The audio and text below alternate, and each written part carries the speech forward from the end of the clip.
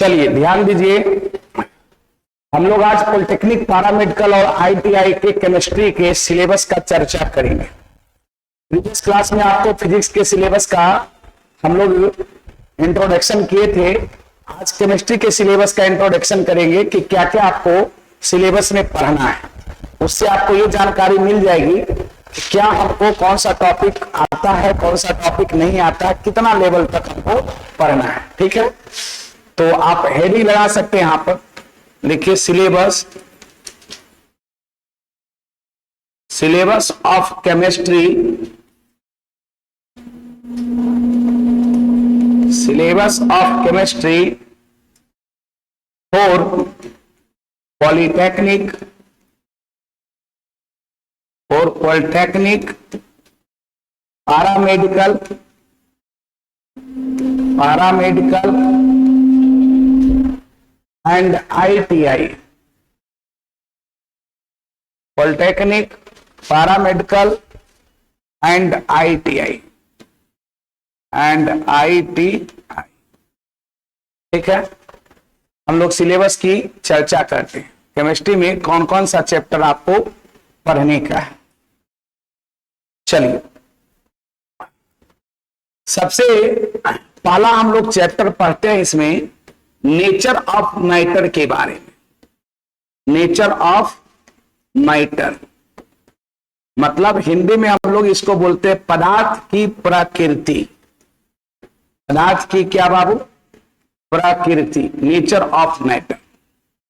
जब हम लोग केमिस्ट्री स्टार्ट करेंगे तो हम लोग पढ़ेंगे कि केमिस्ट्री है क्या, रसायन शास्त्र है क्या। तो हम लोग पढ़ेंगे क्या केमिस्ट्री में।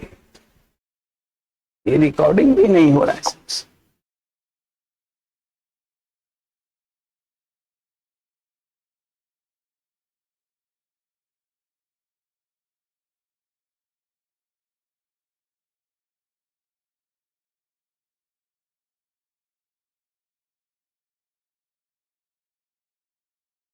चलिए, यहां पे हम लोग नेचर ऑफ मैटर मतलब पदार्थ की प्रकृति। ठीक है, तो केमिस्ट्री जब हम लोग उसका डिफिनेशन पढ़ेंगे तो केमिस्ट्री है क्या, रसायन शास्त्र कहते हैं किसको। तो हम लोग पढ़ेंगे क्या कि विज्ञान की वह शाखा जिसके अंतर्गत पदार्थों के गुण, बनावट और उसकी संरचना का हम लोग अध्ययन करते हैं, वो रसायन शास्त्र है, केमिस्ट्री है। मतलब केमिस्ट्री के अंतर्गत हम लोग मैटर का ही प्रॉपर्टी, पदार्थ के गुण, उसके स्ट्रक्चर, संरचना और उसमें होने वाले परिवर्तन का हम लोग अध्ययन करते हैं। उसी को हम लोग क्या बोलते हैं, केमिस्ट्री। तो ये जानना बहुत जरूरी होता है कि नेचर ऑफ मैटर क्या है, पदार्थ की प्रकृति कैसा है। पदार्थ कहते हैं किसको, कौन कौन सी वस्तुएं पदार्थ होगी, कौन कौन सी वस्तुएं पदार्थ नहीं होगी। पहला तो क्वेश्चन इससे यही बनता है कि कौन सा वस्तु पदार्थ है, कौन सा वस्तु पदार्थ नहीं है। बात समझ में है? जैसे हम कहते हैं कि किसी भी वस्तु को पदार्थ होने के लिए तीन चीजों का होना आवश्यक है। उसमें कुछ द्रव्यमान हो मतलब भार हो, वो कुछ स्थान छेके मतलब उसका कुछ एक निश्चित आयतन हो, और जिसका अनुभव हम अपने ज्ञान इंद्रियों द्वारा कर सकते हैं, वो सभी के सभी पदार्थ हैं। जिसे मैं कहता हूं कि पंखा एक पदार्थ है क्योंकि स्थान भी छेक रहा है, इसमें कुछ द्रव्यमान भी और इसको हम देख भी पा रहे हैं, है ना। हवा एक पदार्थ है। बचपन में हम लोगों को आता है था, जब हम लोग 4-5 के साइंस पढ़ते थे तो आता था कि सिद्ध कीजिए हवा एक पदार्थ है। तो हम लोग उसको बड़ा अच्छे से बोलते थे कि एक बैलून में हवा, एक बैलून लेते हैं, उसको पहले तौल लेते हैं, बैलून में हवा भरते हैं तो देखते हैं बैलून का आकार बढ़ जाता है। इससे पता चलता है कि हवा स्थान छेकती है, इससे पता चलता है कि हवा स्थान छेक रही है। इसके अलावा जब हवा भरे हुए बैलून को तौलते हैं तो उसके द्रव्यमान में कुछ वृद्धि हो जाती है, मतलब हवा में कुछ द्रव्यमान भी है, और उसका अनुभव हम अपने त्वचा के द्वारा करते हैं। क्या हवा को देख पाते हैं? नहीं, लेकिन हवा क्या है, पदार्थ है। इसमें पहला क्वेश्चन आपको यही जनरेट होता है कि कौन कौन सी वस्तुएं पदार्थ है, कौन कौन सी वस्तुएं पदार्थ नहीं। उसके बाद हम लोग पदार्थ का वर्गीकरण पढ़ेंगे। पदार्थ का वर्गीकरण, तो अवयव के आधार पर पदार्थ को दो भागों में बांटा गया है, एक शुद्ध पदार्थ, एक दूसरा क्या, अशुद्ध पदार्थ। एक को बोलते हैं प्योर मैटर, दूसरे को इम्प्योर मैटर। शुद्ध पदार्थ को दो भागों में, एक तत्व और दूसरा यौगिक, नाम सुने होंगे, एलिमेंट और क्या कंपाउंड। अशुद्ध पदार्थ का दूसरा नाम क्या है, मिक्सचर, मिश्रण जिसको कहते हैं। आगे चल के हम लोग पढ़ेंगे मिश्रण को दो भागों में बांटा गया है, एक समांगी मिश्रण, दूसरा विषमांगी मिश्रण। फिर तत्व को भी तीन भागों में बांटा गया है, एक धातु है, एक अधातु है और एक क्या है उपधातु, मेटल्स, नॉन मेटल्स और क्या मेटोलाइट्स। तो ये सब पढ़ेंगे। इसके अलावा फिर अवस्था के आधार पर पदार्थ का वर्गीकरण पढ़ेंगे। आप ये बताइए अवस्था के आधार पर पदार्थ को कितने भागों में बांटा गया? अवस्था के आधार पर पदार्थ को कितने भागों में बांटा गया? तीन ही भागों में, 5 भागों में, ठोस, द्रव, गैस, प्लाज्मा और बीई कंडेंसेट, जिसको बोलते हैं बोस आइंस्टाइन कंडेंसेट। पदार्थ की 5 अवस्थाएं होती है अवस्था के आधार पर। पहला सॉलिड स्टेट, दूसरा लिक्विड स्टेट, तीसरा गैसियस स्टेट और चौथा क्या प्लाज्मा स्टेट और पांचवा बीईसी। तो ये पांचों अवस्था के बारे में बारी बारी से हम लोग जानकारी लेंगे, ठीक है। इसके अलावा हम लोग फिर इसमें पढ़ेंगे पदार्थ की अवस्थाओं में परिवर्तन। पदार्थ की अवस्था में तीन ही अवस्था में परिवर्तन मेन रूप से हम लोग पढ़ेंगे, ठोस से द्रव, द्रव से गैस, गैस से द्रव, द्रव से ठोस। बात समझ में? ये पदार्थ की अवस्थाओं में परिवर्तन हम लोग पढ़ेंगे। क्या बोल रहे हैं इंग्लिश में? हाँ, सॉलिड, लिक्विड, गैस, वही तीन स्टेट के बारे में हम लोग उसका चेंजिंग हम लोग पढ़ेंगे, उससे ज्यादा नहीं। इसके अलावा हमारे नेचर में 2 प्रकार का परिवर्तन होता है, एक होता है फिजिकल चेंज, दूसरा केमिकल चेंज। फिजिकल चेंज मतलब भौतिक परिवर्तन और केमिकल चेंज मतलब रासायनिक परिवर्तन। तो दोनों में क्या डिफरेंस है? तो ये सब मतलब मान के चलिए नेचर ऑफ मैटर के अंतर्गत, पदार्थ की प्रकृति के अंतर्गत हम लोग बेसिक चीज पढ़ेंगे केमिस्ट्री का, जो कि आप लोगों को आना चाहिए। अच्छा ये बताइए आप लोग, जल का वाष्पीकरण कितने डिग्री सेंटीग्रेड पर होता है? 100 डिग्री सेंटीग्रेड। क्या सभी लोग सहमत है? आप बताइए जल का वाष्पीकरण कितने डिग्री सेंटीग्रेड पर होता है? 100 डिग्री सेंटीग्रेड पर। सभी लोग सहमत है? यस या नो? आप सहमत है? सहमत है। जल का वाष्पीकरण आपके अकॉर्डिंग, हमारे अकॉर्डिंग नहीं, आपके अकॉर्डिंग, आप लोगों के अकॉर्डिंग 100 डिग्री सेंटीग्रेड पर होता है। क्या एटमॉस्फेयर का टेम्परेचर कभी भी 100 डिग्री सेंटीग्रेड हो पाता है? कितना होता है मैक्सिमम? 44, 45, 46 एक्सेस हो गया। फिर भी गर्मी के दिनों में तालाब, झरने सूख जाते हैं। क्यों? जब 100 डिग्री सेंटीग्रेड पर होता है। तो जो ये मिसकॉन्सेप्शन पाले हुए हैं कि जल का वाष्पीकरण 100 डिग्री सेंटीग्रेड पर होता है, वो गलत बात है। 100 डिग्री सेंटीग्रेड वाटर का बॉइलिंग पॉइंट है, क्वथनांक है, समझ रहे हैं? तो आपको इसका मतलब है कि वाष्पन और क्वथन में अंतर नहीं समझ में आ रहा है कि इवोपरेशन किसको कहते हैं और बॉइलिंग किसको कहते हैं। यही डिफरेंस आपको पढ़ाएंगे। वाष्पन जानते हैं, जल का जो वाष्पन, वाष्पन कहते हैं किसको? किसी भी द्रव को कमरे के ताप पर, मतलब रूम टेम्परेचर पर, या उसके क्वथनांक से कम ताप पर, बॉइलिंग पॉइंट से कम ताप पर धीरे धीरे वाष्प बनकर वायुमंडल में जाने की प्रक्रिया वाष्पन कहलाती है, इवोपरेशन कहलाती है। जल का वाष्पन किसी भी टेम्परेचर पर होता है। हाँ, रेट ऑफ इवोपरेशन निर्भर करता है बहुत चीजों पर। अगर टेम्परेचर ज्यादा होगा तो वाष्पीकरण की क्रिया जो होगी तेजी से होगी। गर्मी के दिनों में ज्यादा टेम्परेचर रहता है, कपड़ा जल्दी सूखता है, ठंड के दिनों में कम सूखता है। तो ह्यूमिडिटी पर निर्भर करती है वाष्पन की क्रिया। अभी देखिए वायुमंडल में ह्यूमिडिटी ज्यादा है, ह्यूमिडिटी समझते हैं? आर्द्रता, वायुमंडल में उपस्थित जलवाष्प की मात्रा को ही हम लोग आर्द्रता कहते हैं, ह्यूमिडिटी। अभी वायुमंडल में जलवाष्प ज्यादा होता है बरसात के दिनों में, इसीलिए कपड़ा क्या होता है, लेट से सूखता है। ये शुष्क वायु है, सूखा वायु है, ड्राई एयर, तो आप हवा वायु क्या हुआ, कपड़ा क्या हुआ, जल्दी सूखे। ये सब वाष्पन का जो रेट है, वाष्पन का दर है, वो सब कारकों पर निर्भर करेगा। लेकिन आप ये जो मिसकॉन्सेप्शन पाले हुए हैं कि जल का वाष्पीकरण 100 डिग्री सेंटीग्रेड पर होता है, ये गलत है ना? तो ये सब छोटा छोटा चीज है, लेकिन हम लोगों को सीखने का मौका मिलेगा, ठीक है। तो ये बेसिक चैप्टर है। मेन केमिस्ट्री आपका देखिए सेकंड चैप्टर से चालू होती है, जिसका नाम है एटॉमिक स्ट्रक्चर। क्या नाम है बाबू? Atomic structure. है ना। सेकेंड चैप्टर में आपको ये पढ़ाऊंगा, इसमें पढ़ेंगे हम लोग परमाणु संरचना, परमाणु संरचना के बारे में, संरचना, परमाणु संरचना, एटॉमिक स्ट्रक्चर, परमाणु संरचना। देखिए एटॉमिक स्ट्रक्चर में क्या क्या आपको पढ़ने का है। सबसे पहले हम लोग एटम के बारे में जानेंगे कि एटम क्या है, परमाणु क्या है। कितने लोग बता सकते हैं परमाणु क्या है? पढ़े होंगे। परमाणु किसी तत्व का वह सिस्टम कण है जो स्वतंत्र अवस्था में, बोलो, स्वतंत्र अवस्था में नहीं पाया जाता है लेकिन रासायनिक अभिक्रिया में भाग लेता है। क्या ये नहीं पढ़ते हैं? परमाणु किसी तत्व का वह सिस्टम कण है जो स्वतंत्र अवस्था में, मतलब फ्री स्टेट में नहीं पाया जाता है लेकिन केमिकल रिएक्शन में पार्टिसिपेट करता है। लेकिन अक्रिय गैस के परमाणु स्वतंत्र अवस्था में पाए जाते हैं। जैसे ऑक्सीजन का एटम क्या वायुमंडल में स्वतंत्र अवस्था में पाया जाता है? नहीं, वो O2 के रूप में पाया जाता है।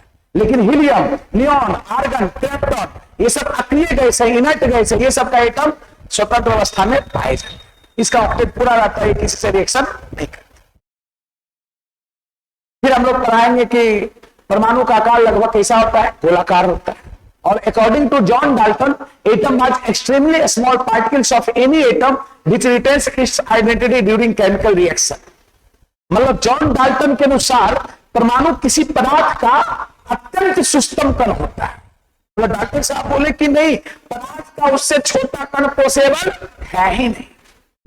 और इसी कारण से उन्होंने यह भी बोल दिया कि परमाणु क्या है? अविभाज्य। क्या बोले थे जॉन डाल्टन?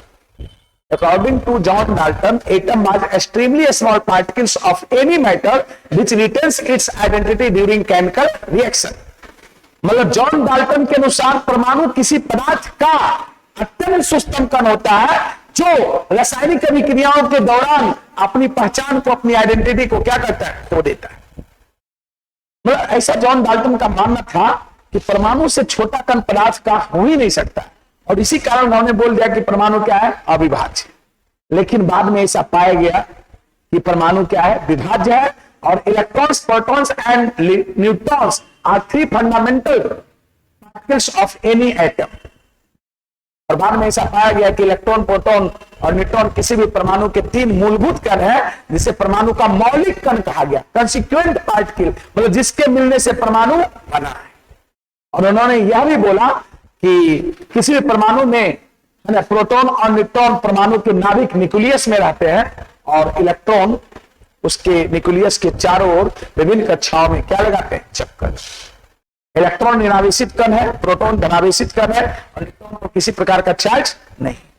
ये सब सारा चीज हम लोग इसी में पढ़ेंगे। बारी बारी से तीनों पार्टिकल्स, चाहे वो इलेक्ट्रॉन्स और प्रोटॉन्स और न्यूट्रॉन्स को, सभी का एब्सोल्यूट चार्ज और रिलेटिव चार्ज, एब्सोल्यूट मास, रिलेटिव मास, सभी पार्टिकल का पढ़ेंगे।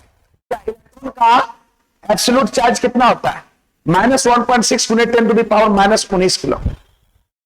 इलेक्ट्रॉन का एब्सोल्यूट मास कितना होता है? निरपेक्ष द्रव्यमान इलेक्ट्रॉन का किन्हीं को पता है?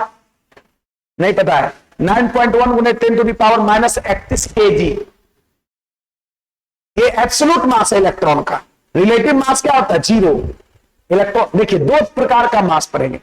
एक एब्सोल्यूट, एब्सोल्यूट मतलब होता है निरपेक्ष, किसी के सापेक्ष नहीं। एक हुआ रिलेटिव, जैसे हम यहां पर ये लिखते हैं इलेक्ट्रॉन का -1 0, ये जानते हैं रिलेटिव चार्ज और ये रिलेटिव मास, एक्चुअल नहीं है। क्या इलेक्ट्रॉन का एक्चुअल मास 0 होता है? नहीं, एक्चुअल मास उसका होता है 9.1 × 10⁻⁻31 kg, ये इलेक्ट्रॉन का मास। तो सभी पार्टिकल, चाहे वो इलेक्ट्रॉन्स और प्रोटॉन्स और न्यूट्रॉन्स हो, सभी का हम लोग, है ना, एब्सोल्यूट मास, absolute charge, relative mass, relative charge, hydrogen परमाणु के सापेक्ष द्रव्यमान सब पढ़ेंगे। इलेक्ट्रॉन का हाइड्रोजन परमाणु के सापेक्ष द्रव्यमान कितना होता है? कोई बच्चा जानता है? इलेक्ट्रॉन का द्रव्यमान हाइड्रोजन परमाणु के सापेक्ष कितना होता है? पढ़े होंगे 1/1837वां भाग, ये डिजिट पढ़े हैं आप लोग। इलेक्ट्रॉन का द्रव्यमान हाइड्रोजन परमाणु के द्रव्यमान का 1/1837वां भाग होता है। या 1837वां भाग कही आया 1/1837। ये सब पढ़ाएंगे। इलेक्ट्रॉन का भी खोज किसने किया, प्रोटॉन का खोज किसने किया, न्यूट्रॉन का खोज किसने किया, तीनों फंडामेंटल पार्टिकल का। इसके अलावा फिर हम लोग पढ़ेंगे इसी में कि परमाणु संख्या किसको कहते हैं, द्रव्यमान संख्या किसको कहते हैं, बात समझ में आया। उसके अलावा representation of particle, representation of an element. उसके बाद इसी चैप्टर्स में आपको पढ़ने का है सेल के बारे में, कक्षा के बारे में। सेल किसको कहते हैं, किसी परमाणु में कितने सेल होते हैं, KLMNO अनंत सेल होते हैं। कौन सेल में कितना इलेक्ट्रॉन घूमेगा, बोरबरी स्कीम जानता है कोई, बोरबरी स्कीम। किसी परमाणु के कक्षा में इलेक्ट्रॉन, किस कक्षा में कितना इलेक्ट्रॉन घूमेगा, ये बोरबरी साहब बोले थे। बोर, निल्स बोर साइंटिस्ट का एक नाम था, निल्स बोर। उन्होंने बोला कि किसी भी परमाणु के कोई भी कक्षा में है ना घूमने वाले इलेक्ट्रॉनों की महत्तम संख्या 2n² होगी। सुना है ना, इस प्रकार से है ना के मतलब n बराबर 1 में 2 इलेक्ट्रॉन घूमेगा, दूसरी कक्षा में कितना इलेक्ट्रॉन घूमेगा, कितना इलेक्ट्रॉन, 4 नहीं कितना 8, तीसरा में कितना 18, ऐसे इलेक्ट्रॉन घूमेगा 2n², जहां n कक्षा की क्या है संख्या है। ये सब हम पढ़ाएंगे आपको। सेल के आधार पर इलेक्ट्रॉनिक कॉन्फ़िगरेशन, सब सेल के आधार पर इलेक्ट्रॉनिक कॉन्फ़िगरेशन। और इलेक्ट्रॉनिक कॉन्फ़िगरेशन अगर करने के लिए आपको आ जाएगा तो बहुत चीज आएगा। जैसे मैं कहता हूं सिंपल सी बात, एल्युमिनियम का इलेक्ट्रॉनिक कॉन्फ़िगरेशन कितने लोग कर सकते इलेक्ट्रॉनिक कॉन्फ़िगरेशन, कोई नहीं। इलेक्ट्रॉनिक विन्यास, एल्युमिनियम का इलेक्ट्रॉनिक कॉन्फ़िगरेशन नहीं कर सकते हो। इसका देखो सब सेल के आधार पर होता है 1s2, 2s2, 2p6 और 3s2 और 3p1। इलेक्ट्रॉन गिनो, 2 2 4 6 4 10 तो 12 एक कितना 13। जितना परमाणु संख्या उतने ही न्यूट्रल अवस्था में इलेक्ट्रॉन पाए जाते हैं। क्योंकि इसका लास्ट इलेक्ट्रॉन p सब सेल में गया तो p ब्लॉक एलिमेंट है। आपको मालूम होनी चाहिए पूरे पीरियोडिक टेबल को 4 ब्लॉक में बांटा गया। कितने block, 4 block, s block, p block, d block, f block. किसी भी एलिमेंट के इलेक्ट्रॉनिक कॉन्फ़िगरेशन करने पर लास्ट इलेक्ट्रॉन जिस सबसेल में जाएगा वो उस ब्लॉक का एलिमेंट है। यहां पर आउटरमोस्ट सेल थर्ड सेल है तो हम कहेंगे वैलेंस सेल थर्ड है, इसका पीरियड नंबर 3 होगा। इसका ग्रुप नंबर कहिएगा तो 3a होगा।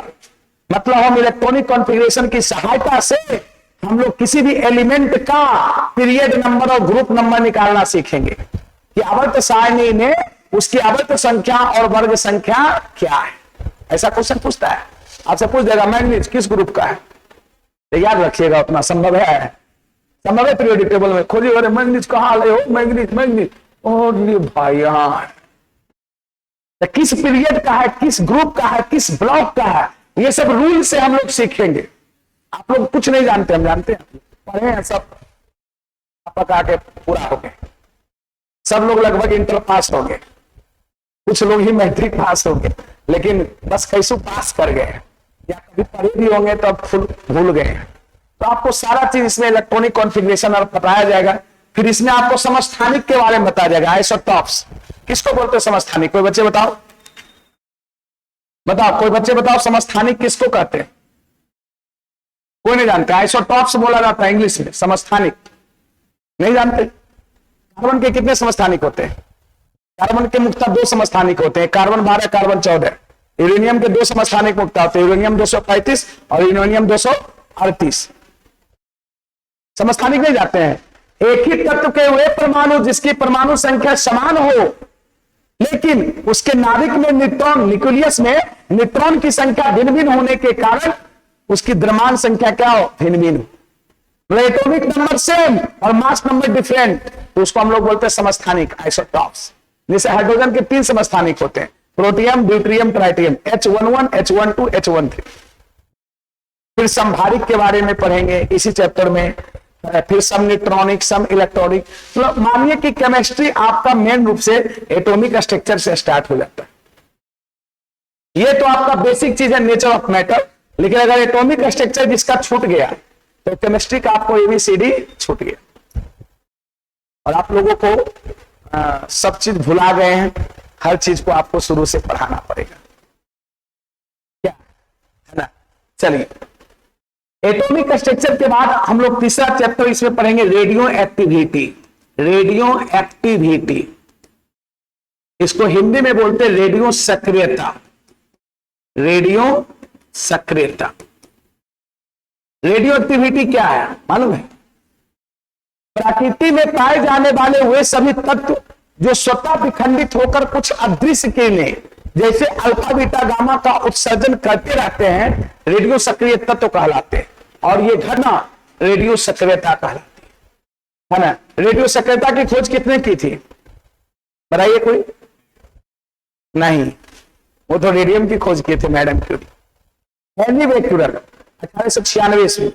और सबसे पहला खोजा जाने वाला तत्व जो है यूरेनियम है, जिसे पोटेशियम यूरेनिल सल्फेट नामक यौगिक से खोजा गया। सब ये सब इसमें आपको बताएंगे। और रेडियो सक्रियता के दौरान अल्फा बीटा गामा किरण निकलती है, नाम सुने हैं? अल्फा बीटा गामा किरण का नाम सुने हैं ना? क्या है?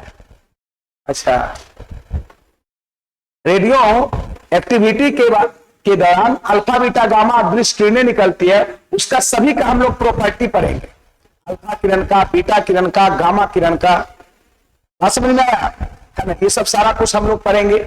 और इसी में फिर पढ़ेंगे अर्ध आयुकाल, हाफ लाइफ पीरियड के बारे में। किसके बारे में? हाफ लाइफ पीरियड, अर्ध आयुकाल के बारे में हम लोग पढ़ेंगे। तो ये सब बहुत ही अच्छा टॉपिक है, रेडियो एक्टिविटी। बैठने कहिए ना, बैठने कहिए, ठीक है। उसके बाद देखिए चौथा हम लोग जो पढ़ेंगे रेडियो एक्टिविटी के बाद, वो हम लोग पढ़ेंगे केमिकल बॉन्डिंग। क्या अच्छा, केमिकल बॉन्डिंग से पहले एक और चैप्टर है, उसका नाम है क्लासिफिकेशन,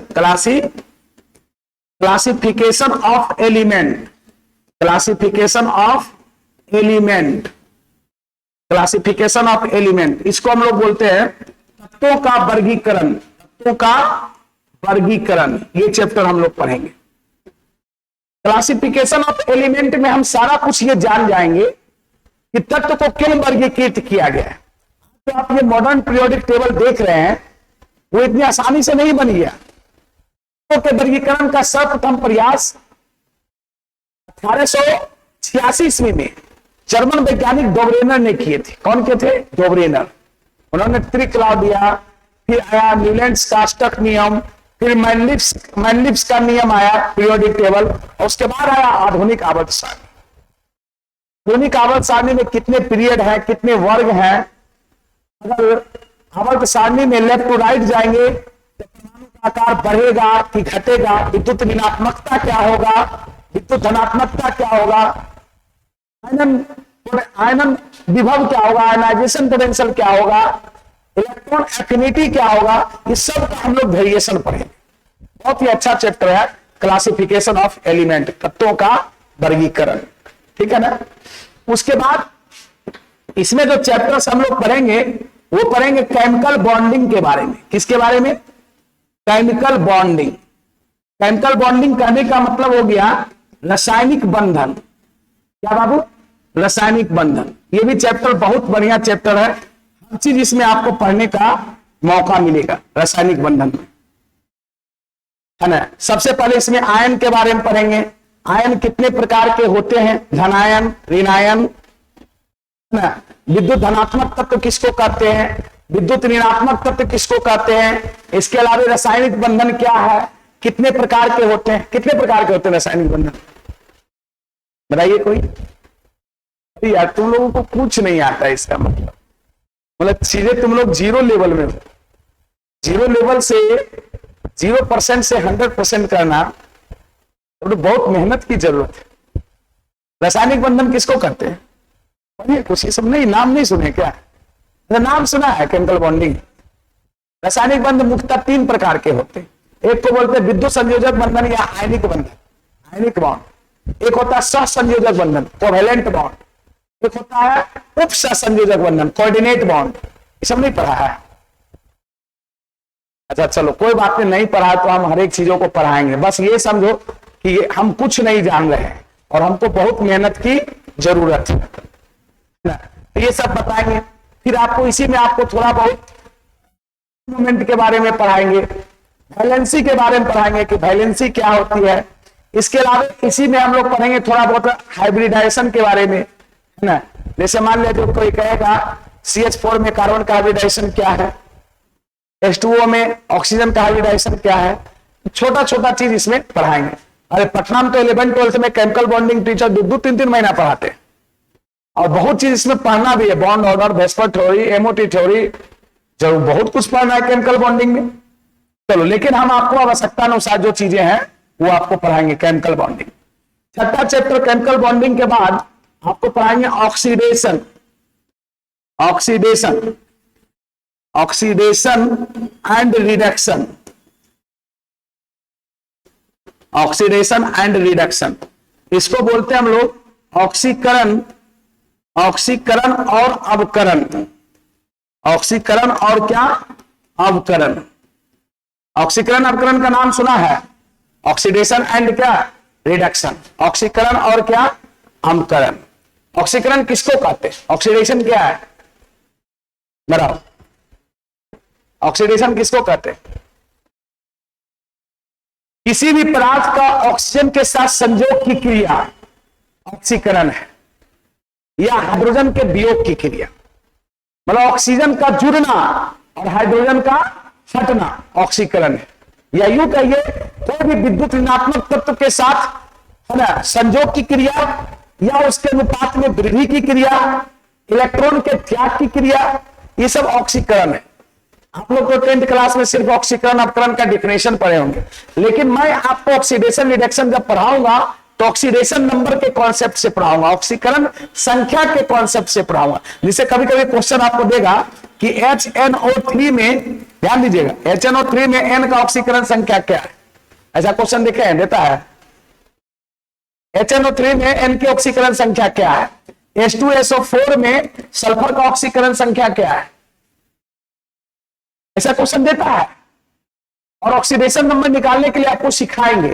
जब आपको ऑक्सीडेशन नंबर निकालने के लिए आ जाएगा तो ऑक्सीडेशन रिडक्शन को पढ़ना और भी आसान हो जाएगा। जहां पर ऑक्सीडेशन नंबर बढ़ रहा है तो ऑक्सीकरण हो रहा है, जहां ऑक्सीडेशन नंबर घट रहा है अवकरण हो रहा है।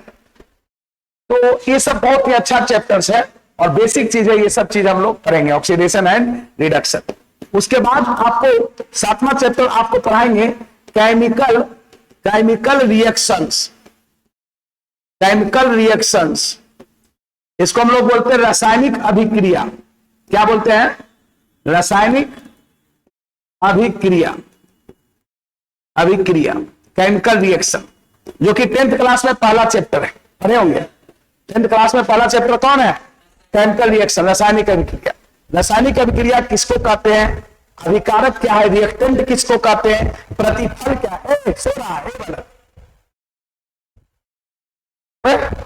सत्यनारायण स्वामी का कथा सुना रहे हैं क्या जी, चीजों को अवगत करा रहे, उसको लग रहा है क्या क्या पढ़ना, हमरा तो कुछ आता ही नहीं है।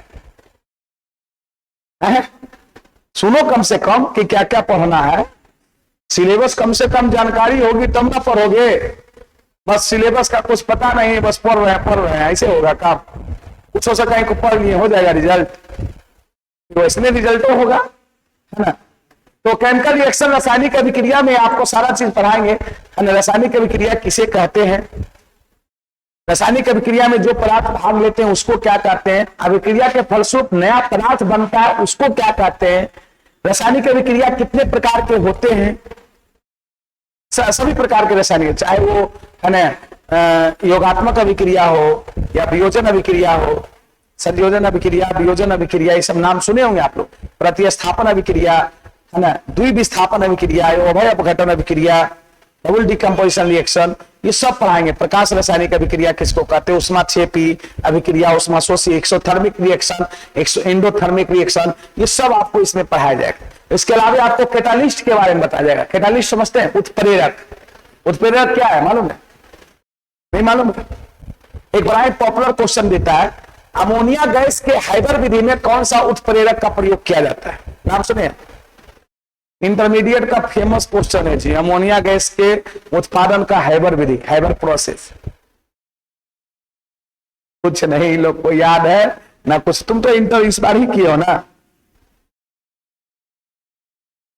बस कैसे पास कर गए हो ये ना। अच्छा चलो कोई बात नहीं। अमोनिया गैस के उत्पादन के हाइबर विधि में लोहा मिश्रित मोलिब्डेनम उत्प्रेरक का प्रयोग किया जाता है। अब सवाल है उत्प्रेरक क्या है, इंग्लिश में उसको बोलते हैं कैटालिस्ट। तो वे पदार्थ जो रासायनिक अभिक्रिया में भाग नहीं लेता है, सिर्फ अभिक्रिया के गति को या तो तीव्र कर देता है या तो मंद कर देता है, उसको हम लोग कैटालिस्ट कहते हैं, उत्प्रेरक कहते हैं। और आम लाइफ में उत्प्रेरक मतलब आग लगाना बात हुआ नहीं, दो आदमी लग रहा है, तीसरा तीन मार दिया, उत्प्रेरक। कैटालिस्ट, कैटालिस्ट बहुत प्रकार के होता है, पॉजिटिव कैटालिस्ट, नेगेटिव कैटालिस्ट, धनात्मक उत्प्रेरक, ऋणात्मक उत्प्रेरक। जो अभिक्रिया की गति को तेज कर दे वो धनात्मक उत्प्रेरक हो गया, जो कम कर दे ऋणात्मक हो गया। और भी एक है ऑटो कैटालिस्ट भी होता है, इंड्यूस्ड कैटालिस्ट भी होता है। तो ये सब हम लोग इसी में पढ़ेंगे, केमिकल रिएक्शन। ठीक है, चलिए हम समझ गए। आप लोगों को कुछ नहीं आता है, हमको हर एक चीजों को बढ़िया से पढ़ाना पड़ेगा। केमिकल रिएक्शन के बाद हम लोग पढ़ेंगे, एक चैप्टर पढ़ेंगे, chemical symbol, chemical symbol formula, chemical symbol formula and reaction. Chemical symbol रासायनिक संकेत सूत्र एवं समीकरण, समीकरण equation, chemical symbol formula and equation. And क्या बाबू? इक्वेशन। हिंदी में इसको बोलते हैं रासायनिक संकेत, यहीं पर हिंदी लिख देते, हिंदी में इसको बोलते हैं रासायनिक संकेत, रासायनिक संकेत सूत्र एवं समीकरण, रासायनिक संकेत सूत्र एवं समीकरण। इसमें मैं आपको पढ़ाऊंगा कि किसी भी तत्व का जो रासायनिक संकेत रखा गया है या लिया गया है वो कैसे लिया गया है। जैसे आप कभी सोचते हैं हाइड्रोजन का संकेत क्या हम लोग लेते हैं? H। अरे ये जानता है कि नहीं जानता? संकेत भी नहीं जानता, सिंबल जानता है। हाइड्रोजन का सिंबल क्या होता है? H। ऑक्सीजन का क्या? O। नाइट्रोजन का क्या? N। सोडियम का Na हो जाता है, क्यों? सोडियम का Na होता है ना। पोटेशियम का क्या होता है? K। क्यों? कैल्शियम का C होता है, Ca होता है ना, क्यों? कार्बन का C ही होता है। तो मैं ये बताऊंगा कि किसी भी तत्वों का रासायनिक संकेत कैसे लिया गया। कुछ तत्वों का रासायनिक संकेत डायरेक्ट उसके फ्रेंच और जर्मन नाम पर रख दिया गया। जब दो या दो से अधिक तत्वों का नाम एक ही अक्षर से जब प्रारंभ होता है तो उसके संकेत के लिए है ना उस तत्व के नाम का प्रथम अक्षर और कोई एक अन्य प्रधान अक्षर को रखा गया। जैसे मैं बताता हूं, मैग्नीशियम और मैग्नीज दो तत्व है, ये मालूम है या नहीं है? मैग्नीशियम और मैग्नीज दो तत्व है, दोनों एम से स्टार्ट हो रहा है, लेकिन मैग्नीशियम का संकेत Mg होता है और मैग्नीज का Mn। ऐसा क्यों? फर्स्ट लेटर और एक प्रधान अक्षर, प्रधान अक्षर मतलब जिसके प्रोनाउंसिएशन में जोर पड़े। आप प्रोनाउंसिएशन करते मैग्नीज, किस पर जोर पड़ रहा है? N पर। मैग्नीशियम किस पर? G पर। इसीलिए मैग्नीशियम का संकेत Mg है और मैग्नीज का Mn है। उसी प्रकार से बेरिलियम, बिस्मिथ, बेरियम, समझ लेना, ये सब का ब्रोमीन सब बी से स्टार्ट होता है, लेकिन ब्रोमीन का संकेत Br, बेरियम का Ba, बेरिलियम का B और बिस्मिथ का Bi। कुछ तत्वों का संकेत उसके लैटिन नामों के आधार पर लिया गया। लैटिन नाम, जैसे सोडियम का लैटिन नाम क्या होता है? नाइट्रियम, इसीलिए उसका संकेत Na लिया गया। पोटेशियम का लैटिन नाम क्या होता है? कैलियम, इसीलिए उसका संकेत K रखा गया। बात समझ में आ रहा है? जैसे लोहा का आयरन का लैटिन नाम क्या होता है? फेरम, इसीलिए उसका संकेत Fe रखा गया। सोना गोल्ड का लैटिन नाम होता है औरम, इसीलिए उसका संकेत Au रखा गया। सिल्वर का लैटिन नाम होता है अर्जेंटीनम, इसीलिए उसका संकेत Ag रखा गया। टंगस्टन उसका लैटिन नाम होता है वुल्फ्रम, इसीलिए उसका संकेत W रखा गया। यही सब तो सिखाना है कि तत्वों का रासायनिक संकेत कैसे रखा गया। उसके बाद फॉर्मूला के, केमिकल फार्मूला के बारे में पढ़ेंगे। रासायनिक सूत्र, रासायनिक सूत्र तीन प्रकार के होते हैं। एक होता है मूलानुपाती सूत्र या सरलतम सूत्र बोलते हैं, इंग्लिश में बोलते हैं उसको इंपेरिकल फार्मूला। एक होता है आपको अणुसूत्र, मॉलिक्यूलर फार्मूला, और एक होता है स्ट्रक्चरल फार्मूला। तीनों क्या है? इसके अलावा आपको समीकरण, मूलानुपाती सूत्र समझते हैं? नहीं समझते? सूत्र बराबर होता है N गुने मूलानुपाती सूत्र। ये सब सारा चीज आपको एक चैप्टर में जब पढ़ाएंगे। ठीक है, चलिए 9 नंबर, वो तो अभी आप एक कान से सुनिएगा, दूसरा कान से आपका निकल जाएगा, पता नहीं चलेगा। लेकिन जब डिस्क्रिप्शन, लेकिन कम से कम ये ध्यान में जरूर रहेगा कि हमको क्या क्या सिलेबस में पढ़ना है। ये केमिकल सिंबल ये सब हो जाएगा। उसके बाद में हम लोग पढ़ेंगे मोल कॉन्सेप्ट, ये फिजिकल का चैप्टर, इसको हम लोग बोलते हैं मोल संकल्पना, मोल संकल्पना, मोल कॉन्सेप्ट। लिखने का मोल कॉन्सेप्ट लिख दिए, इसमें इक्विवेलेंट वेट से लेकर सारा चीज हम लोग इसमें गैसियस स्टेट भी पढ़ लेंगे, चाहे वो बॉयल्स का नियम, चार्ल्स का नियम, एवोगाड्रो नियम सब पढ़ा देंगे, डाल्टन का आंशिक दाब नियम, ग्राम का विसरण नियम, समझ लेना है, सारा चीज हम लोग पढ़ाएंगे मोल कॉन्सेप्ट के अंतर्गत। ये मानो फिजिकल का चैप्टर है, कैलकुलेटिव चीज होगा। मोल किसको कहते हैं, किसी को मालूम है मोल क्या है? मोल एक प्रकार का फंडामेंटल केमिकल यूनिट है in terms of number, mass and क्या वॉल्यूम।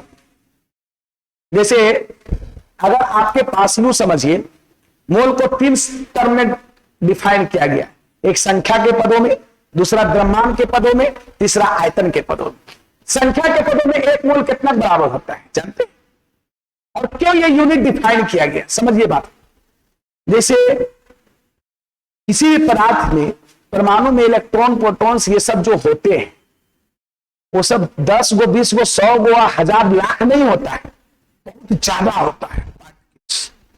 अब उस पार्टिकल्स को उतना आप बोलना कि 1000 करोड़ है, ये बहुत डिफिकल्ट होगा। तो क्या किया वैज्ञानिकों ने, क्या किया कि संख्या के टर्म में मोल को डिफाइन कर दिया।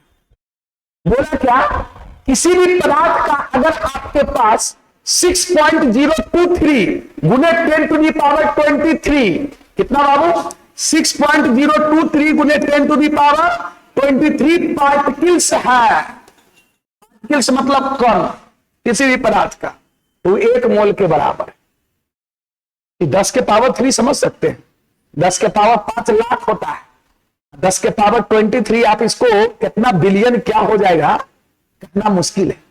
तो बोला सीधे क्या, जैसे आपके पास कैसे कहते हैं कि 12 गो एक पेन है, तो कहते हैं 1 दर्जन पेन है, 100 गो रहेगा तो 1 सैकड़ा कहेंगे। ठीक उसी प्रकार से अगर किसी सब्सटेंस का 6.023 गुने 10 के पावर 23 पार्टिकल्स है, तो हम कहेंगे 1 मोल के बराबर है। चूंकि केमिस्ट्री में इतनी संख्या की जरूरत पड़ती है, इसको एवोगाड्रो नंबर के नाम से जानते हैं, एवोगाड्रो संख्या। कितने लोग जानते हैं इसको एवोगाड्रो संख्या का? जानते हैं ना? सही बोल रहे हैं ना, गलत नहीं बता रहे हैं, है ना? कुछ कुछ चीजें जानते होंगे तो ये अनुभव लो, मास्टर सही लगता है बोल रहा है, इसको एवोगाड्रो नंबर कहते हैं। तो मोल को 3 टर्म में डिफाइन किया गया, एक संख्या के पदों में, एक द्रव्यमान के पदों में, और दूसरा आयतन के पदों में। सब चीज हम डिफाइन करके आपको बताएंगे। फिर आपको एटॉमिक मास यूनिट बताएंगे कि परमाणु द्रव्यमान इकाई क्या है, 1 AMU कितना के बराबर होता है। फिर आपको इस पे बहुत सारा क्वेश्चन करवाएंगे।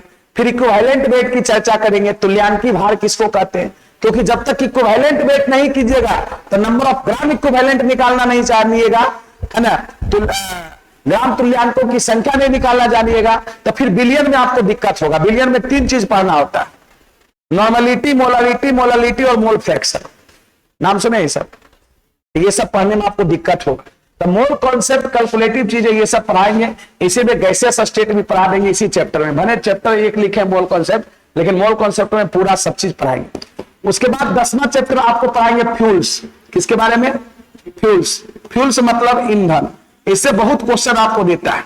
ईंधन किसको कहते हैं, प्राथमिक ईंधन क्या है, द्वितीयक ईंधन क्या है, ईंधन को कितने वर्गों में वर्गीकृत किया गया है, तो अवस्था के आधार पर 3 वर्गों में, ठोस ईंधन, द्रव ईंधन और गैसीय ईंधन। जीवाश्म ईंधन क्या है, कोयला, पेट्रोलियम, ये सब के बारे में पढ़ाएंगे। ईंधन का उष्मीय मान होता है, उष्मीय मान समझते हैं, कैलोरी फ्यूल वैल्यू, हर एक ईंधन का उष्मीय। जैसे एलपीजी का उष्मीय मान कितना है, कल ही ना चर्चा कर रहे थे। एलपीजी का उष्मीय मान 50 से 55 किलो जूल। सबसे ज्यादा उष्मीय मान होता है हाइड्रोजन का, कितना जानते हैं, 150 किलो जूल पर ग्राम। 1 ग्राम हाइड्रोजन जाएंगे 150 किलो जूल ऊर्जा मिल जाएगा उसमें। सबसे कम किसका होता है जानते हैं, उपला का। उपला समझते हैं, गोईठा, जो ग्राम में छोकता है गोईठा, उसका मान 6 से 8 किलो जूल। सभी ईंधन का अलग अलग उष्मीय मान है। एक आदर्श ईंधन की क्या विशेषता है, ये सब चीज हम लोग इसी चैप्टर में पढ़ेंगे। दहन किसको कहते हैं, कंबसन किसको कहते हैं, दहन कोई जानता है, दहन नाम सुना है दहन का? वैसी रासायनिक अभिक्रिया जिसमें अभिक्रिया के पश्चात ऊष्मा और प्रकाश उत्पन्न होता है, और उत्पन्न ऊष्मा अभिक्रिया को चालू रखने के लिए पर्याप्त होता है, दहन कहलाता है। दहन के 3 आवश्यक शर्त है, एक दहनशील पदार्थ की उपस्थिति, दहन के पोषक पदार्थ की उपस्थिति, और तीसरा ज्वलन ताप की प्राप्ति। ज्वलन ताप समझते, इग्निशन टेम्परेचर।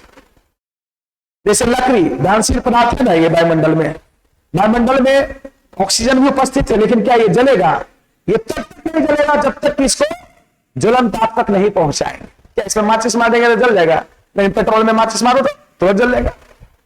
तो सभी ईंधन का ज्वलन ताप क्या होता है? अलग अलग।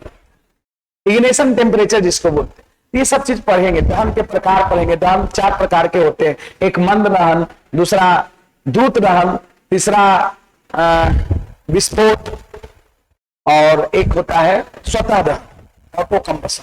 ये सब चीज हम लोग फ्यूल्स में पढ़ेंगे। ठीक है, अगला चैप्टर पे आइए। फ्यूल्स जब पढ़ लेंगे तो 11 नंबर चैप्टर आपको पढ़ाएंगे न्यूक्लियर नाभिकीय ऊर्जा, सूर्य और नाभिकीय ऊर्जा, मतलब sun and nuclear energy. Sun and nuclear energy मतलब इसको हम लोग बोलते हैं सूर्य और नाभिकीय ऊर्जा। इसमें सारा चीज हम लोग पढ़ेंगे सन के बारे में। सन ऊर्जा का, सूर्य ऊर्जा का एक प्रत्यक्ष एवं विशाल स्रोत है। ये सब पढ़ेंगे। सूर्य में कौन कौन प्रकार के अवरक्त प्रकाश क्या है, पराबैंगनी क्या है, ये सब का वेवलेंथ पढ़ेंगे। इसके अलावा हम लोग नाभिकीय विक्रिया 2 प्रकार की होती है, नाभिकीय विखंडन, नाभिकीय संलयन, नाम सुने? न्यूक्लियर फ्यूजन और न्यूक्लियर फिजन, है ना। फिर परमाणु रिएक्टर के बारे में पढ़ेंगे, या नाभिकीय रिएक्टर। उसके 4 भाग होते हैं, कौन कौन? कोर, मंदक, शीतक और परिरक्षक। ये सब हम लोग पढ़ेंगे इसमें, सूर्य और नाभिकीय ऊर्जा। उसके बाद अगला चैप्टर जो हम लोग सन एंड न्यूक्लियर एनर्जी के बाद बहुत ही बढ़िया चैप्टर्स हम लोग पढ़ेंगे, मेटल्स एंड नॉन मेटल्स। और सबसे ज्यादा क्वेश्चन इसी से देता है, मेटल्स एंड नॉन मेटल्स। इसको हम लोग बोलते हैं धातु और अधातु। इसमें वाकई बहुत चीज पढ़ने का है, जरी मनी चीज नहीं है धातु अधातु में पढ़ने। धातु का फिजिकल प्रॉपर्टी, केमिकल प्रॉपर्टी, धातु का प्रकृति में उपस्थिति, फिर पूरा मेटलर्जी पढ़ने का है, धातु कर्म, किसी भी अयस्क से धातुओं के निष्कर्षण एवं उसके शोधन में जितनी भी प्रक्रियाएं अपनाई जाती है, सब के सब हम लोग मेटलर्जी कहते हैं। मेटलर्जी के 4 प्रक्रम हैं, कौन कौन? अयस्कों का सांद्रण, ड्रेसिंग ऑफ ओर, सांद्रित अयस्क को धातु के ऑक्साइड में बदलना, धातु के ऑक्साइड से धातु प्राप्त करना, और चौथा है धातुओं का शोधन। चौथा क्या है? धातुओं का शोधन। बात समझ में आया है ना? तो मेटलर्जी के 4 प्रक्रम है। कितने प्रक्रम है? 4 प्रक्रम। वो सब हम लोग पढ़ेंगे। अयस्क के साधन करने की भी बहुत सारी विधि है। फिर हम लोग धातु के बारे में पढ़ेंगे, उसकी फिजिकल प्रॉपर्टी। कुछ कंपाउंड के बारे में पढ़ेंगे, धातुओं के कुछ प्रमुख कंपाउंड है ना, उसको कैसे बनाया जाता है, चाहे सोडियम कार्बोनेट हो, सोडियम बाइकार्बोनेट हो, प्लास्टर ऑफ पेरिस। बहुत बार पूछना है प्लास्टर ऑफ पेरिस को कैसे बनाया जाता है, हो जाता है? प्लास्टर ऑफ पेरिस कैसे बनाया जाता है? जब जिप्सम को 120 डिग्री सेंटीग्रेड पे गर्म किया जाता है तो प्लास्टर ऑफ पेरिस बनता है ना। ये सब हम लोग पढ़ेंगे। विरंजक चूर्ण कैसे बनाया जाता है, ब्लीचिंग पाउडर, उसके क्या उपयोग है, उसके क्या गुण है, ये सब इसी चैप्टर, बहुत ही बढ़िया चैप्टर है और सबसे ज्यादा क्वेश्चन भी इसी चैप्टर से पूछता है। अच्छा चलिए, मेटल्स नॉन मेटल्स हो गया। उसके बाद हम लोग इसमें पढ़ेंगे acid, base and salt. Acid, base and क्या? सॉल्ट। इसको हम लोग बोलते हैं अम्ल, भस्म और लवण, जो कि 10th के एनसीईआरटी के अनुसार से दूसरा चैप्टर है, नहीं है? 10th में आपको केमिस्ट्री में दूसरा चैप्टर है, एसिड, बेस और क्या? सॉल्ट। हम लोग यही पढ़ेंगे, अम्ल, भस्म और क्या? लवण।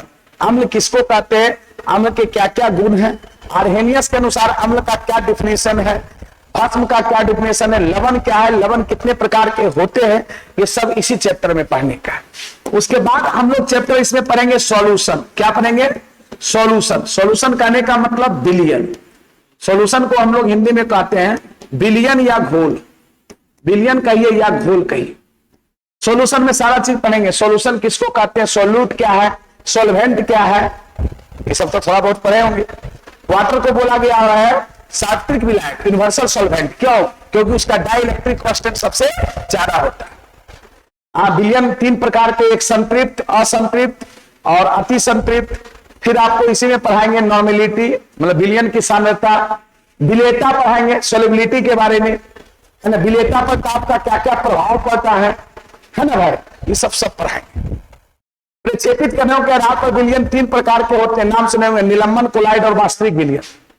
ये सब चीज हम लोग इसी में चैप्टर में पढ़ेंगे। फिर पीएच मान के बारे में पढ़ेंगे, पीएच मान किसको कहते हैं, पीएच स्केल क्या है, कौन सा विलयन का पीएच मान कितना होता है, कभी कभी पूछता भी है, रक्त का पीएच मान, दूध का पीएच मान, समुद्री जल का पीएच मान, सामान्य जल का पीएच मान, ये सब पूछता है। ये सब क्वेश्चन हम सॉल्यूशन में पढ़ेंगे। उसके बाद 15वां चैप्टर आपको पढ़ाएंगे हम लोग इसमें, कार्बन एंड इट्स कंपाउंड। ये भी सबसे इंपॉर्टेंट चैप्टर है, कार्बन इट्स कंपाउंड। मतलब हम लोग इसमें पढ़ेंगे कार्बन और इसके यौगिक, मतलब एक तरह से ऑर्गेनिक केमिस्ट्री के अंतर्गत ये चीज होगी, कार्बन और इसके क्या यौगिक। एक चैप्टर ही आपको पढ़ने के लिए दे दिया है, कार्बन और उसके यौगिक। आखिर ऐसा क्यों दिया है? क्योंकि इस पृथ्वी पर सबसे ज्यादा अगर कंपाउंड पाया जाता है तो किसका पाया जाता है? कार्बन का। कार्बन एक सार्वभौम तत्व है। सार्वभौम तत्व कहने का मतलब सभी जगह पाए जाने वाला तत्व।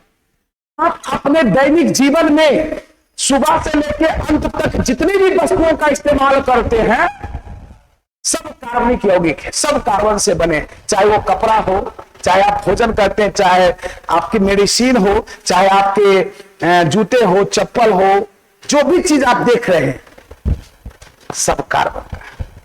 हम एक्चुअली में कार्बनिक पदार्थों से घिरे हुए।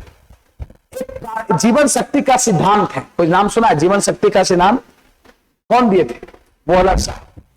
जीवन शक्ति का सिद्धांत एक वो दिए थे बर्जीलियस साहब, जीवन शक्ति का सिद्धांत।